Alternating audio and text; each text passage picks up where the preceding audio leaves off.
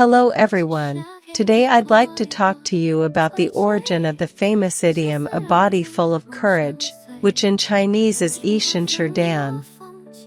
This idiom means describing someone who is extremely brave, filled with boldness from head to toe, without a trace of fear.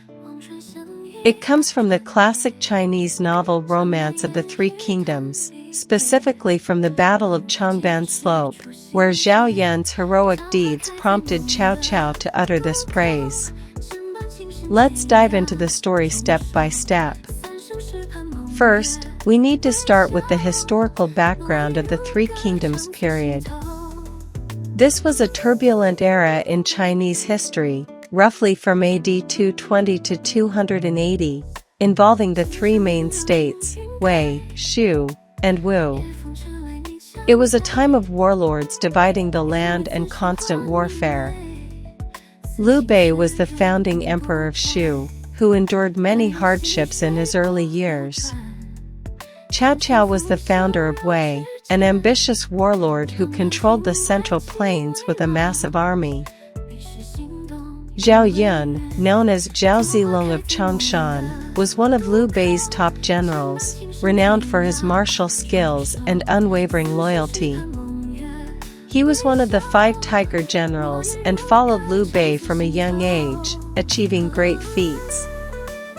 The story takes place in the 13th year of Jianan, which is AD 208.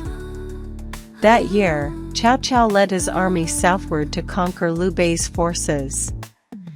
Liu Bei was stationed at Xinya at the time and had to flee hastily upon hearing of Cao Cao's approach. This follows the famous burning of Xinya. Liu Bei retreated south with his family and civilians, pursued closely by Cao Cao's troops. During the chaos, Liu Bei's army scattered, and his wife Lady Gan and son Adu, later Liu Shan, got separated in the melee. Zhao Yun, responsible for protecting Liu Bei's family, noticed they were missing and charged alone into the enemy lines to find them. Imagine the scene, on Changban Slope, dust flying everywhere, Cao Cao's hundreds of thousands of troops surging like a tide. Zhao Yun, riding a white horse and wielding a long spear, charged back and forth through the enemy ranks. He went in and out 7 times, leaving corpses strewn across the field. Along the way, he rescued Lady Mi, but she was gravely injured and took her own life to avoid burdening him. Zhao Yun then carried the infant Adu and continued to break through. Cao Cao, watching from a hilltop, was so impressed by Zhao Yun's bravery that he ordered no arrows to be fired, wanting to capture him alive. Zhao Yun seized the opportunity to escape and safely returned Adu to Liu Bei. Liu Bei was so moved that he threw Adu to the ground, saying, "For this child, I nearly lost a great general," highlighting Zhao Yun's immense contribution. After seeing Zhao Yun's valor, Cao Cao said to his subordinates, "Zhao Yun is a body full of courage." This is the origin of the idiom. Cao Cao, though Liu Bei's enemy, greatly admired talent. He even tried to recruit Zhao Yun, but Zhao Yun remained loyal and refused. The idiom has since become a classic way to praise the brave. Historically, Zhao Yun's image was greatly romanticized by Luo Guanzhong in Romance of the Three Kingdoms, but his loyalty and bravery are based on real records, such as in the records of the Three Kingdoms, which mention his heroic actions at Danyang Changban. Why is this story so popular? Because it embodies the traditional Chinese values of loyalty and courage. Zhao Yun risked everything to save his lord's son single-handedly, inspiring countless people through the ages. In modern society, we can draw strength from it. When facing challenges, adopt a body full of courage mindset, fearless and forward-moving.